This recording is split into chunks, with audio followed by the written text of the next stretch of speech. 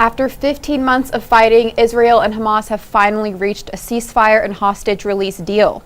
The first 6-week phase of the deal began on January 19th after the Israeli government and cabinet formally approved of the agreement, leaving supporters on both sides hopeful. The deal that I first put forward last May for the Middle East has finally come to fruition. The ceasefire has gone into effect in Gaza, and today we're seeing hostages being released. Israel's government has approved a deal with Hamas for a ceasefire in Gaza and the release of Israeli hostages in exchange for Palestinian prisoners.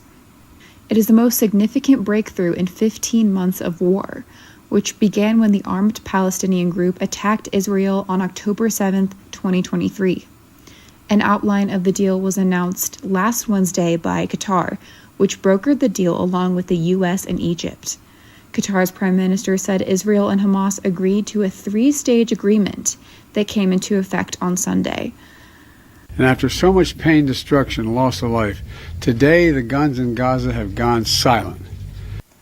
The first stage would last 6 weeks and see a full and complete ceasefire, according to U.S. President Joe Biden.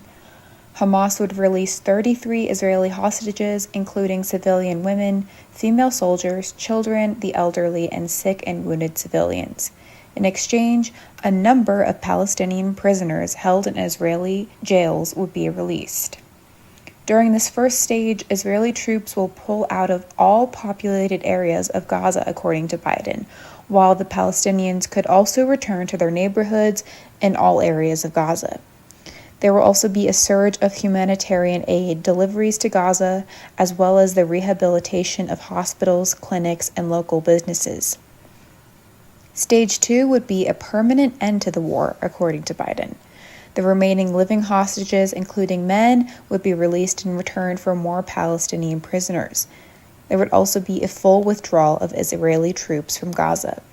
The third and final stage involves the reconstruction of Gaza, something which could take years, and the return of any remaining hostages' bodies.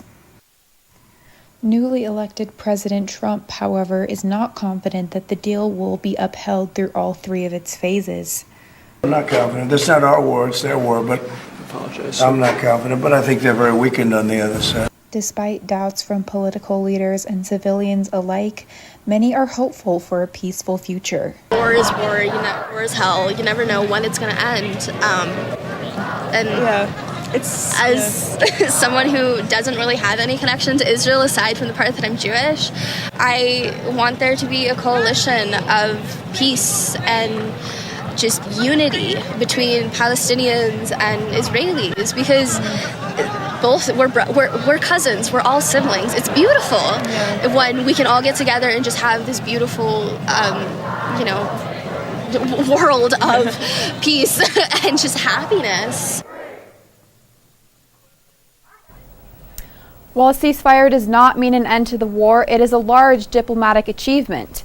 But the ceasefire is a fragile spot, as it only will remain in effect while its terms are carried out.